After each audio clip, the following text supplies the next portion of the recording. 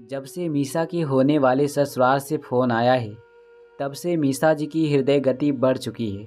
अमन जी फ़िलहाल उसी के ससुराल गए हुए हैं और यहाँ मीता जी कब से अंदर से बाहर 10 चक्कर लगा चुकी थी। अमन जी है कि अभी तक घर आए ही नहीं। शादी को 15 दिन रह गए हैं और यूं अचानक फ़ोन कर मीसा के ससुराल वालों ने उसके पिता अमन जी को ससुराल बुलाया है। इसी चक्कर में आज मार्केट का कोई काम नहीं किया।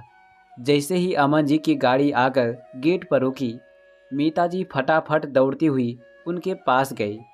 इतनी देर कैसे हो गई? क्यों बुलाया था उन लोगों ने? अरे घर में भी आने दोगी कि नहीं? 5 आदमियों के काम में वक्त तो लगता है। पहले कुछ चाय नाश्ता कराओ, उसके बाद बात करते हैं। मीता जी अमन जी के साथ घर में आ गई। बहू सुनैना ने आकर पानी पकड़ाया और रसोई में चली गई। क्या हुआ जी? अब तो बताओ, क्या कहा उन लोगों ने? क्यों बुलाया था? अमन जी ने अपनी जेब से पर्ची निकालकर मीता जी के हाथ में रखी। इतने लोगों के कपड़े लगेंगे, देख लो। इसके अलावा शगुन और गिफ्ट अलग है।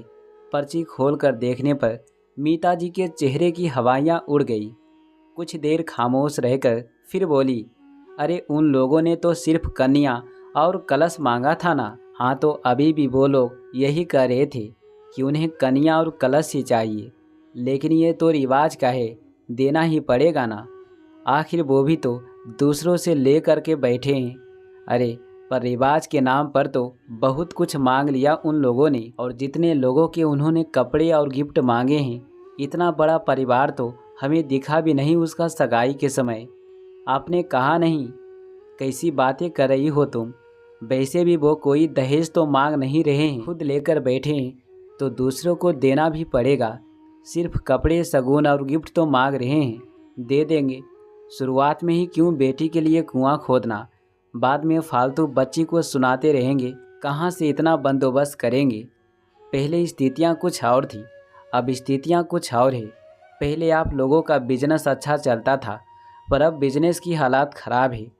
पहले ही शादी हम लोन से लेकर कर रहे हैं। उन्होंने कहा था कि बारात का स्वागत अच्छे से होना चाहिए, इसलिए हम अपनी खुशी की शादी भी होटल से कर रहे हैं, और अब ऊपर से उन लोगों ने एक्स्ट्रा खर्चा बता दिया। ये तो गलत है ना? देखो मुझे नहीं पता, उन लोगों ने जो कहा मैंने बता दिया, पर आप बात तो करते कि वो लोग गलत कर रहे हैं। सगाई पूरे 5 महीने रही है, तब तक उन्होंने कोई डिमांड नहीं की। अब शादी को सिर्फ 15 दिन रह गए हैं तो उन्होंने ये डिमांड कर दी। इसका क्या मतलब निकाला जाए? देखो, जो रीति रिवाज है वो तो पूरा करना ही पड़ेगा ना। अरे तो हम कौन सा खाली हाथ भेज रहे थे? हम भी तो अपनी तरफ से उन लोगों को गिफ्ट दे ही रहे थे ना। हाँ, हम लोग गिफ्ट दे रहे थे, पर शायद उन्हें अपने मन मुताबिक गिफ्ट चाहिए, इसे डिमांड ही कहेंगे ना। जब से उन्हें पता चला कि शादी होटल से कर रहे हैं, तब से नित नई डिमांड आने लगी है। पहले तो घर की सभी औरतें सास जेठानी और ननद के लिए ज्वेलरी और कपड़े मांगे थे, और अब ये जो भी हो, बेटी की शादी में इतना तो करना ही पड़ेगा। इतने में सुनैना चाय लेकर आई तो दोनों चुप हो गए। दोनों सुनैना के सामने कोई बात नहीं करना चाहते थे, पर बात इतने ज़ोरों से हो रही थी कि रसोई में सुनैना को सुनाई दे रही थी। सुनैना ने जैसे ही निगाह उठाकर देखा, मीता जी और अमन जी को देखा, दोनों पति पत्नी छेप गए। जैसे सुनैना की निगाहें बहुत कुछ कह रही हो। ऐसा क्या था सुनैना की निगाहें में जिससे दोनों पति पत्नी परेशान हो गए? आखिर अमन जी और मीता जी अपनी बहू सुनैना के सामने क्यों नहीं बात करना चाहते थे? शादी से ठीक 15 दिन पहले ससुराल वालों ने एक नई डिमांड कर दी थी, जिसमें उन्हें अपने मन मुताबिक अपने और अपने सभी रिश्तेदारों के लिए गिफ्ट चाहिए थे। दोनों पति पत्नी बैठकर अभी बात कर ही रहे थे कि इतने में बहू चाय नाश्ता पकड़ाने आई, जिसके आते ही दोनों पति पत्नी चुप हो गए। सुनैना ने चाय नाश्ता पकड़ाया और चुपचाप अंदर आ गई। सास ससुर कुछ बताना तो नहीं चाहते थे, पर उन दोनों की बातें सुनैना को अंदर तक सुनाई दे गई थी, और उसे याद हो गया था वो दिन जब उसकी शादी इस घर के बेटे विक्रम के साथ पक्की हुई थी। ससुराल वालों की कोई खास मांग नहीं थी, उन्हें तो सिर्फ कन्या और कलश चाहिए था। सुनैना के माता पिता मध्यम वर्गीय परिवार के लोग थे, इसलिए बहुत खुश थे कि देखो कितना अच्छा परिवार मिला है। हर किसी से उसके ससुराल की तारीफ करते हैं। इसके ससुराल वाले बहुत ही नेक दिल के हैं, इतने अमीर हैं, फिर भी दहेज तो बिल्कुल भी नहीं चाहिए उन्हें, केवल कन्या और कलश चाहिए। हमारी बेटी के तो भाग खुल गए। शादी की तारीख निकली और सब जुट गए तैयारियों में। दादी का कहना था कि कोई दहेज तो नहीं ले रहे, तो एक काम करो, शादी में खर्चा थोड़ा ज़्यादा कर दो, जिससे सब लोग खुश हो जाए। पिताजी ने ऐसा ही किया। एक मध्यम वर्गीय शादी ही, पर फिर भी हर चीज़ एक से एक बढ़कर। जो एक पिता अपनी हैसियत के अनुसार कर सकता था, वही सुनैना के पिता ने किया। इतना पैसा कभी किसी मध्य वर्गीय परिवार में सेविंग के नाम पर इकट्ठा नहीं हो पाता, इसलिए कर्जा तो लेना ही पड़ा। शादी के कुछ दिन पहले ससुराल की तरफ से सुनैना के पिताजी के लिए बुलावा आया। वे वहां पहुंचे तो ना कोई आव भगत और ना ही कुछ। सबसे पहले उन्हें एक पर्ची पकड़ा दी गई। समधी जी, ये कुछ शगुन, कपड़े और गिफ्ट हैं जो हमें और हमारे रिश्तेदारों को आपको देना पड़ेगा। सुनैना के पापा कभी पर्ची को देखते तो कभी समधी जी का चेहरा। इतने में अमन जी ने कहा, समधी जी क्या सोच रहे हैं?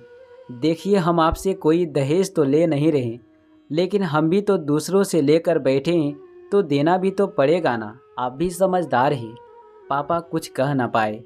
अचानक से हुई इस डिमांड से चुप हो गए और पर्ची भी लेकर पापा घर आ गए।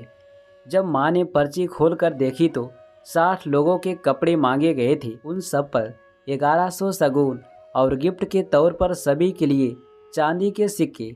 इसके अलावा सास ससुर के कपड़े, शगुन और गिफ्ट अलग, और ये पर्ची तो दिन दिए जाने वाले गिफ्ट थे। इसके अलावा बेटी के विदाई के साथ भेजे जाने वाले गिफ्ट अलग। एक बार माँ भी तो सकते में आ गई थी, लेकिन ये तो रिवाज का है, अभी दहेज देते तो भी इतना खर्चा करना ही पड़ता ना। ये कहकर दादी ने माँ को चुप करवा दिया। लेकिन मांग के ही तो ले रहे थे वो लोग, क्या हम लोग अपनी तरफ से कुछ गिफ्ट ना देते? बाद में बच्ची को परेशान किया तो माँ ने अपनी मन के वहम को दादी के सामने कह दिया। अरे कुछ नहीं होगा, मेरा दिल कहता है सुनैना खुश रहेगी, लेकिन इतना कुछ कैसे हो पाएगा? माँ ने दबी जुबान से कहा, सब हो जाएगा, तुझे चिंता करने की ज़रूरत नहीं है। दुल्हन की माँ है, तेरे पास और भी बहुत से काम है, उन्हें कर। दादी ने डांट कर माँ को चुप करवा दिया। पर इतना जल्दी इतना कुछ कैसे हो पाएगा? पैसे भी। अब की बार पिता ने कहा, अरे एक ही तो बेटी है, उसके बाद तो दोनों बेटे हैं, उसके लिए इतना तो कर ही लेंगे। है मेरे पास, तू फिक्र ना कर। दादी ने कहा तो पिताजी के चेहरे पर थोड़ी तसल्ली आई, पर दादी के झुर्रीदार चेहरे की सिकम बहुत कुछ बयां कर रही थी। दादी सुनैना को बहुत प्यार करती थी, अपनी माँ से ज़्यादा सुनैना अपनी दादी के साथ ही रही थी। दादी का चेहरा उसे आज भी अच्छे से याद है। पैरों में मोटी मोटी चांदी की पायल और कानों में सोने के झुमके। दादी को हमेशा बस इन्हीं दो गहनों में देखा था। दादी के माता पिता ने बड़े प्यार से उनकी शादी में उन्हें दिए थे। पहले अपने बक्से में हमेशा रखा करती थी, लेकिन जैसे जैसे उम्र हो गई और बीमार रहने लगी तब निकाल कर पहन लिए। बस यही कहती थी कि अपने माता पिता के आशीर्वाद को पहन कर ही जाऊंगी, मेरे मरने के बाद खुलवा लेना और सुनैना को दे देना। पर शादी के एक सप्ताह पहले वह दोनों चीज़ें गायब हो चुकी थी। सुनैना ने पूछा, दादी आपके झुमके और पायल कहाँ है? अरे मेरी पोती की शादी है, अभी भी क्या पुराने गहने पहन कर रखती? अरे मैं तो अपनी पोती की शादी में नए गहने पहनूंगी। दादी की बात पर सुनैना मुस्कुराकर चुप रह जाती, पर माँ की तरफ देखते ही उनका चेहरा बहुत कुछ बयां कर गया। शायद सुनैना की शादी के लिए वो गहने बिक चुके थे, क्योंकि उसके बाद सुनैना ने वो गहने घर में देखी ही नहीं। खैर सुनैना की शादी हो गई और वो दुल्हन बन इस घर में आ गई। दहेज ना लेने के कारण ससुराल वालों का मान सम्मान समाज में बहुत बड़ा था। खुद ही अपनी तारीफों के पुल बांधे जाते थे। अरे एक से बढ़कर एक रिश्ते आ रहे थे जो मुंह मांगी कीमत देने को तैयार थे। पर भाई, हम तो सिद्धार्थवादी लोग थे, इस कारण दहेज में कुछ भी नहीं लिया। पर सच्चाई तो सुनैना को अच्छे से पता थी। अभी तो सिर्फ शादी हुई थी, जहां एक शुद्ध खर्चा देना पड़ता है। असल खर्चे में अब शुरू हुए थे। एक लड़की के माता पिता के लिए तो रीति रिवाज कभी ख़त्म होने का नाम ही नहीं लेते।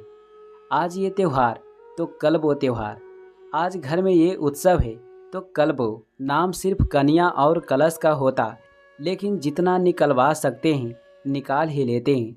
कभी जमाई जी का जन्मदिन आ रहा है तो कभी समधी जी का, कभी ये तीज त्यौहार तो कभी वो। हर बार कुछ ना कुछ डिमांड कर दिया जाता और सुनैना कुछ ना कह पाती और उसके माता पिता को कर्जा लेकर ही सही डिमांड पूरी करनी पड़ती। ऐसा करते करते 1 साल बीत गया। फिर वो दिन भी आ गया जब सुनैना को सामने आना ही पड़ा। दरअसल हुआ यूं कि सुनैना के मायके में उसकी दादी का देहांत हो गया। पहले तो ससुराल वालों ने उसे वहां भेजने से ही मना कर दिया। उसके अनुसार उनके पास वक्त नहीं था। अगर कोई मायके से लेने आ जाए तो भेजने के लिए भी मना नहीं है। अब ऐसे माहौल में भला कौन लेने आता। मजबूरन वो कुछ ना कर सकी। पर फिर लोकाचार के तहत ससुराल वाले आखिर तीसरे दिन उसे वहां ले जाने को तैयार हुए। पर उसमें भी ये कहकर सिर्फ विक्रम और सुनैना को भेज दिया गया कि हम लोग बाद में आ जाएंगे। विक्रम तीये की बैठक अटेंड कर सुनैना को वहीं छोड़ रवाना हो गया। 7वें दिन उसके सास ससुर उसके मायके वालों से मिलने के लिए आए। मुश्किल आधा घंटा ही रुके थे और जाने को तैयार हो गए। सुनैना की मां ने विदा होते समय मीता जी को एक साड़ी निकाल कर दे दी। साड़ी लेते समय मीता जी ने नाक भव सिकोड़ लिया, जिसे सुनैना ने देख लिया। अपने सास ससुर को छोड़ने वो बाहर तक आई तो मीता जी ने वहीं पर तमाशा शुरू कर दिया। ऐसी साड़ी दी है, हमारी कोई इज्जत नहीं है क्या? सिंपल सी लेस लगी हुई। मम्मी जी, माँ के हाथ में जो साड़ी आई वही तो निकाल कर दे दी। हाँ, तुम्हें तुम्हारी माँ का गलती कब लगेगी? मैं तो ये साड़ी किसी भंगन को देना ही पसंद करूँगी, जैसी आपकी इच्छा। तो दोस्तों, मैं आशा करता हूँ कि ये कहानी आपको बहुत अच्छा लगा होगा। तो इस कहानी की अगला भाग देखने के लिए हमसे जुड़े रहें। चलिए मिलते हैं अगला भाग में। यहाँ तक बने रहने के लिए आप सभी को दिल से शुक्रिया। Thanks for watching.